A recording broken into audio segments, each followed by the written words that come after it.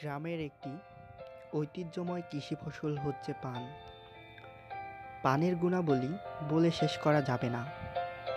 নিঃশ্বাসকে সুরভিত করা এবং ঠোঁট ও জিহ্বাকে লাল করার জন্য মানুষ পান খায়। অবশ্য পানে কিছুটা মাদকতার আনন্দও বিদ্যমান। প্রধানত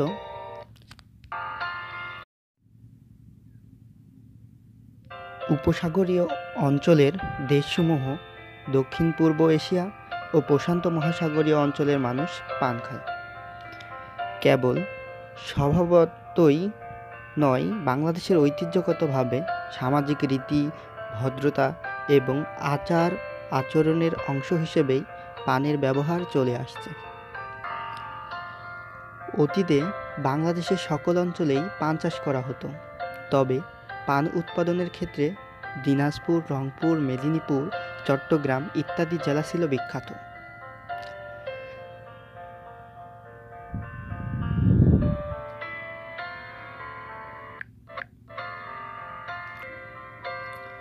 পান চাষে যেমন বিশেষ ধরনের জমি প্রয়োজন, তেমনি প্রচুর যত্নেরও প্রয়োজন। পান চাষের জন্য নির্বাচিত জমি সাধারণত একটি উঁচু ধরনের, শক্ত এবং জলাশয়, পুকুর ইত্যাদির ধারের কাছে হওয়া বাঞ্ছনীয়।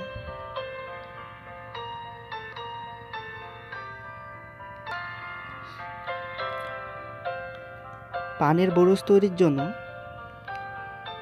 পাশের কোনো জমি থেকে মাটি কেটে বরজের স্থানে ফেলে জায়গাটাকে উঁচু করে নিতে হয়। প্রথাগতভাবে বরজে সরিষার খোল ও গোবরকে সার হিসাবে ব্যবহার করা হতো। বর্তমানে প্রচলিত জৈব সারের সাথে রাসায়নিক সারও ব্যবহার করা হচ্ছে। সাধারণত মে ও জুন মাসে পানের লতা রোপণ করা হয়।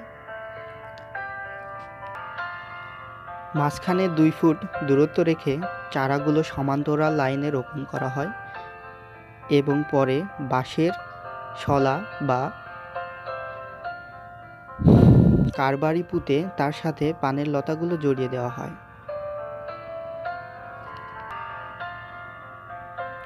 রোদ এবং গরু ছাগলের হাত থেকে রক্ষা করার জন্য বরজের চারদিকে 5 থেকে 6 ফুট উঁচু করে বাঁশের বেড়া এবং একই সামগ্রী দিয়ে মাচান তৈরি করা হয়। শুকনা মৌসুমে পানের গাছে নিয়মিত পানি সেচের ব্যবস্থা করতে হয়। চারা রোপণের 1 বছর পর পান আহরণের উপযোগী বরজ করা হয়। বরজ তৈরির পর কয়েক বছর পর্যন্ত তা থেকে উৎপাদন অব্যাহত থাকে।